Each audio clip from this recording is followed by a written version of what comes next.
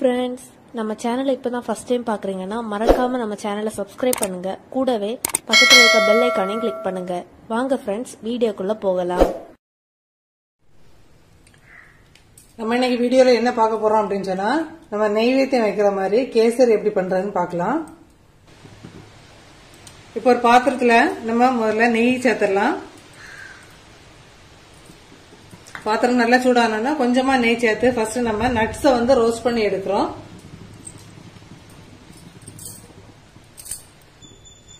நெய் வந்து உங்க விருப்பம் தான், எவ்வளவு வேணா சேர்த்துக்கலாம். நம்ம இப்போ 2 ஸ்பூன் சேர்த்திருக்கோம். நட்ஸ் வந்து உங்க தேவைக்கு தகுந்தாப்புல எவ்வளவு வேணா சேர்த்து வறுத்து எடுத்துக்கலாம். நான் இப்போ கொஞ்சமா கிஸ்மிஸ் பழமும் கொஞ்சமா கேஷ்யூ நட்ஸும் சேர்த்துருக்கிறேன்.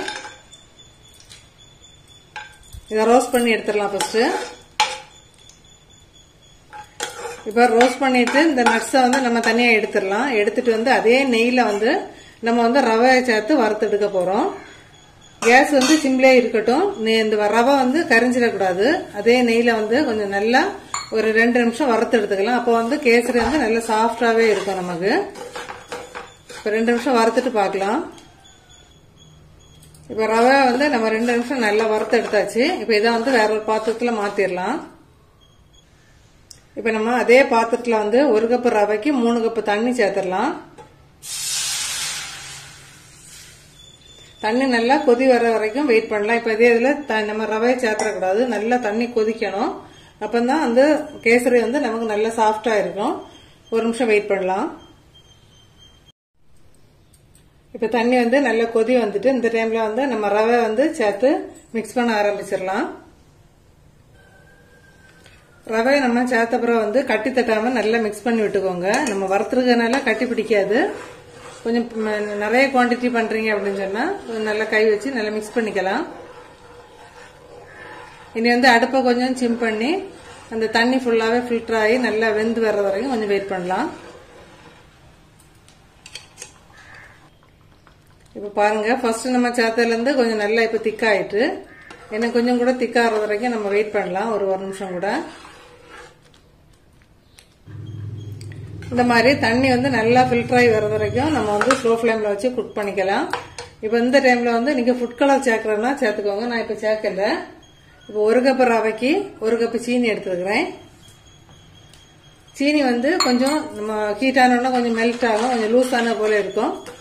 சீனி வந்து கொஞ்சம் அப்சர்வ் ஆகிற வரைக்கும் தான் நம்ம குக் பண்ணணும். இன்னும் வந்து ரொம்ப நேரம் வந்து குக் பண்ணோம் அப்படின்னு சொன்னா அந்த சாஃப்ட்னஸ் இருக்காது.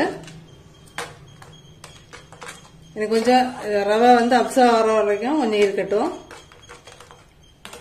நம்ம என்ன கொஞ்சம் ரவை வந்து லூஸ் ஆகி தான் கொஞ்சம் டைட்டாக ஆரம்பிக்கும்.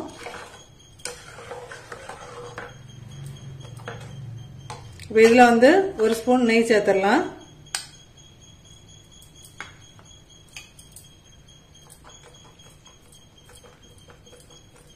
இந்த சுகர் வந்து நல்லா மெல்ட் ஆகிற வரைக்கும் 1 நிமிஷம் வெயிட் பண்ணுவோம்.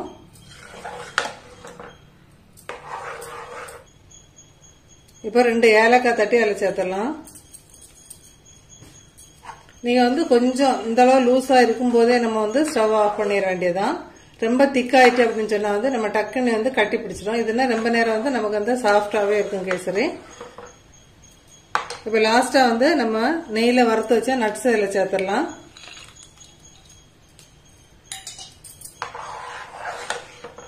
இப்போ 1 கப் ரவை எடுத்தோம் அப்படின்னு சொன்னா 3 கப் தண்ணி சேர்த்துக்கோங்க. அது கரெக்டான அளவா இருக்கும். இனிப்பு உங்க தேவைக்கு ஏற்ப சேர்த்துக்கலாம்.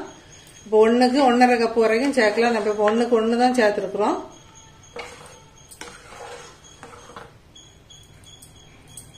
ஓகே ஃப்ரெண்ட்ஸ், இப்போ சூப்பரா நெய்வேத்தியத்துக்கு தேவையான ரவா கேசரி நம்ம ரெடி பண்ணிட்டோம். இதே மெத்தட்ல ட்ரை பண்ணி பார்த்துட்டு மறக்காம கமெண்ட் பண்ணுங்க.